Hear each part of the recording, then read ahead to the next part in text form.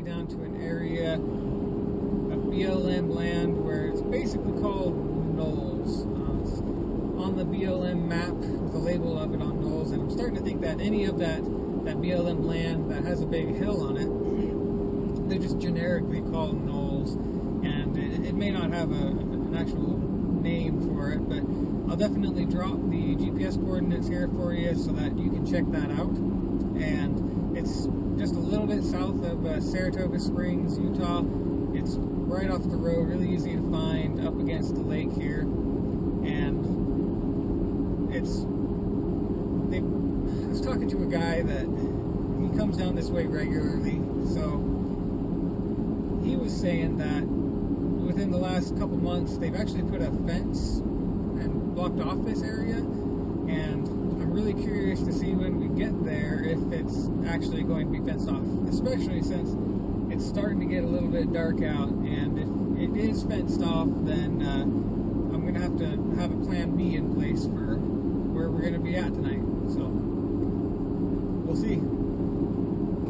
Alright, we made it, and as you can see, there is no fence. It is definitely still open, and that was one of the kind of the big things that I wanted to get down to this particular area for, was because I talked to that gentleman and he was like, oh, there's a fence there now, and it's all blocked off, and I really doubted it when I had talked to him about that, and so I had to get down here and see it for myself.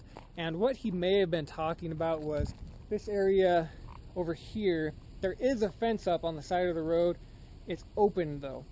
This whole area up here is what used to be a shooting area, which they put a fence along one of those access roads saying no shooting beyond this point.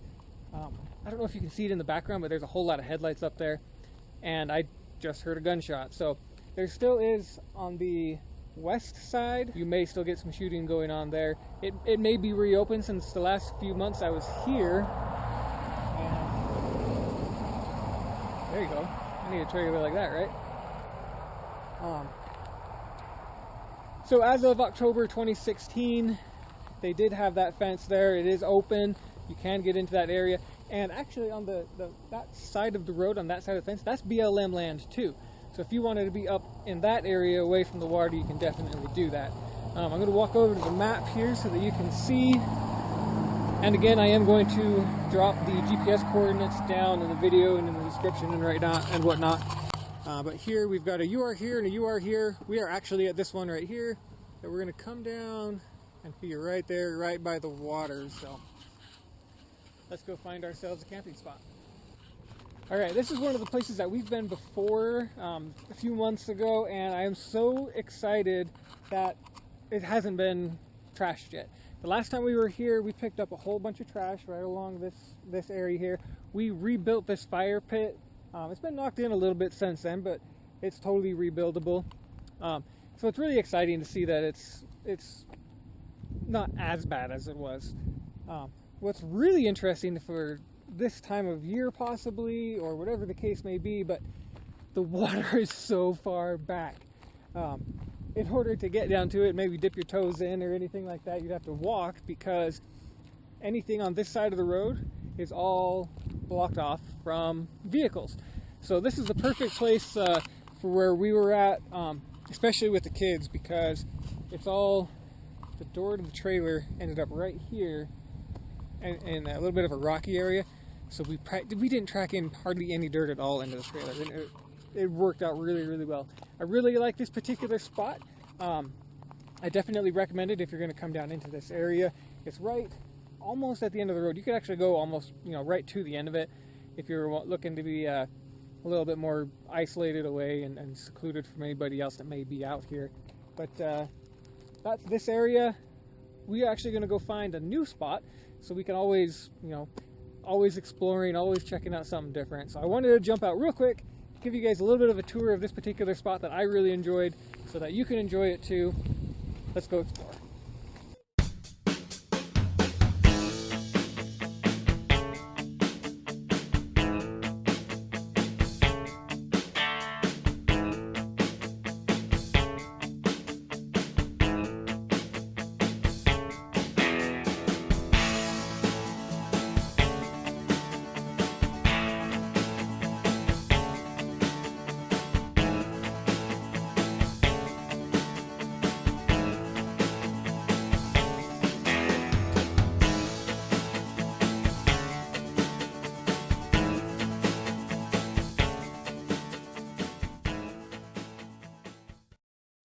Good morning. Alright, it is a little bit chilly and I forgot my hoodie, but it's a good morning. So, in October 2016, it's a little bit, you get to sleep in a little bit. Normally by this time in the morning the sun's up, and I'm gonna turn the camera here. Nice shot of that sunrise. So that's nice to wake up to. I like that.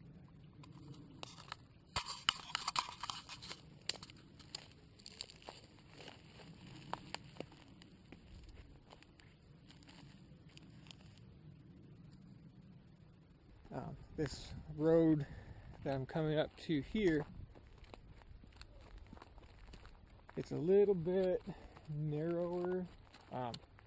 If you had a very large rig, you're not going to be able to really make it through all the way to here at the very let alone be able to turn around very easily. I mean, you could do it, but it might be a little bit trickier for you. So I was able to make it. I mean, I've got my trailer's 12 foot, and so that's not a problem for me at all.